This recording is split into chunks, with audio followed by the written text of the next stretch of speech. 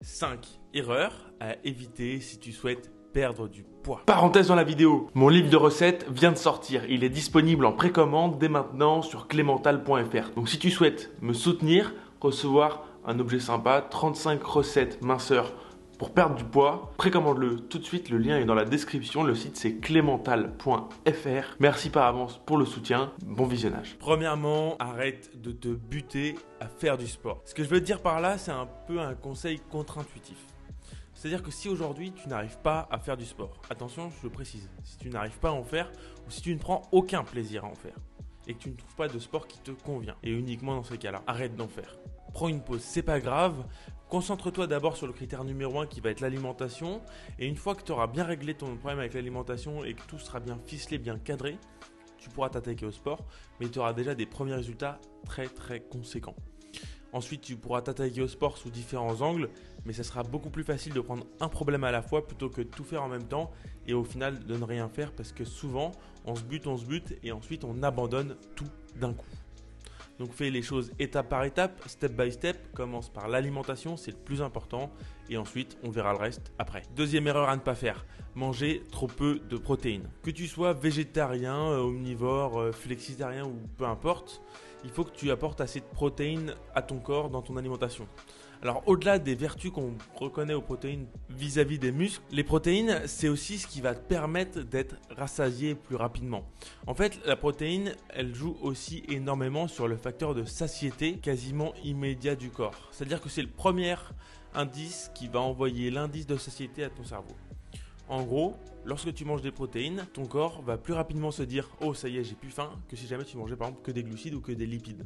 Les lipides ont aussi un impact, mais qui va venir dans un second temps, donc un petit peu plus tardivement. Les protéines, ça va vraiment être quasiment dans les 10 minutes qui suivent ton repas. Autrement dit, finis les fringales grâce aux protéines, donc mangeant assez. Ça sert à rien d'en surconsommer, bien évidemment, mais ici, les recommandations, c'est environ, si tu fais du sport, entre 1,5 et 2 grammes par kilo de poids de corps, si tu es sédentaire, entre 1 et 1,5 grammes. Je te mettrai une vidéo plus précise sur les protéines dans la description. Troisième erreur, ne pas cuisiner. Un mot, merci Clément. Alors oui, tu vas peut-être me dire, ouais mais moi Clément, j'ai pas le temps de cuisiner. Je suis débordé tout le temps, je peux pas trouver ce temps. Et alors, j'ai deux choses à te dire. Dans un premier temps, tu as certainement regardé la dernière saison de La Casa de Papel. Et si tu as passé, je sais pas combien de temps ça dure, mais on va dire 5 heures devant une série, tu dois pouvoir te dégager 5 heures pour cuisiner dans la semaine.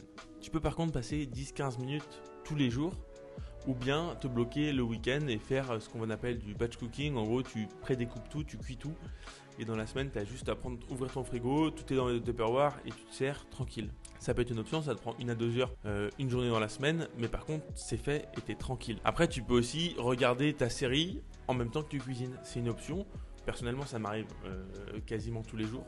C'est ce que je fais. Je mets mon téléphone, je le pose quelque part, je mets soit une vidéo, une série, un petit truc, un podcast, juste pour me divertir en même temps. Et comme ça, j'ai l'impression de faire une chose plaisante, une chose qui aujourd'hui représente aussi mon travail. Et je mixe les deux et comme ça me permet de passer un moment plus détente. Car prendre du plaisir à cuisiner, ça va aussi t'aider à prendre du plaisir dans ton assiette. Et ça, c'est prouvé. En plus de ça, tu vas avoir la fierté du travail accompli. Et tu le sais très bien. Chaque fois que tu as ce petit côté du travail accompli, ça perpétue ton envie de réussite, ta dynamique et surtout, ça maintient la motivation à 100%. Donc ça peut être vraiment quelque chose de super intéressant si toi aussi tu veux perdre du poids à long terme. Quatrième erreur qui va un petit peu contredire la première, c'est de ne pas assez bouger. Alors par ici, je ne veux pas dire que tu es obligé de faire du sport. Je vais te prendre un exemple concret. Si aujourd'hui, toi, tu es employé de banque classique, donc tu travailles dans un bureau, tu passes des journées à peu près de 9h à 19h. Entre midi et 2, tu dois certainement rester manger là-bas, donc tu es encore assis. Ou bien, deuxième option, tu bosses dans le bâtiment, tu es maçon. Deux métiers diamétralement opposés.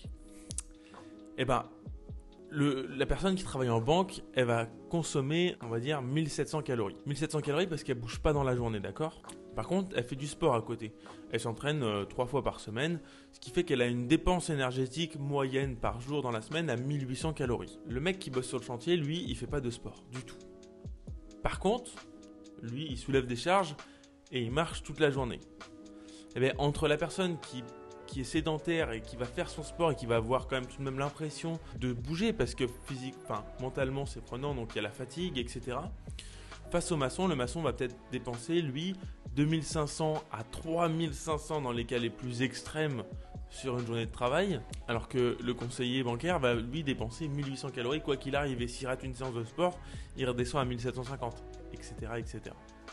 Donc ce qu'il faut comprendre ici, c'est qu'il y a une grosse différence, tout simplement grâce à l'activité que tu as dans la journée. Sans même parler de sport, juste en parlant de mouvement, tu peux faire passer le mec qui est en banque de 1900 cales ou de 1800 à 2000 très facilement. De la même façon où le mec qui bosse dans le bâtiment, il peut passer de 2005 à 3005 parce que en fonction des journées, il peut marcher un petit peu, soulever un petit peu de charge ou avoir beaucoup de choses à porter, beaucoup de marches à faire, etc., etc.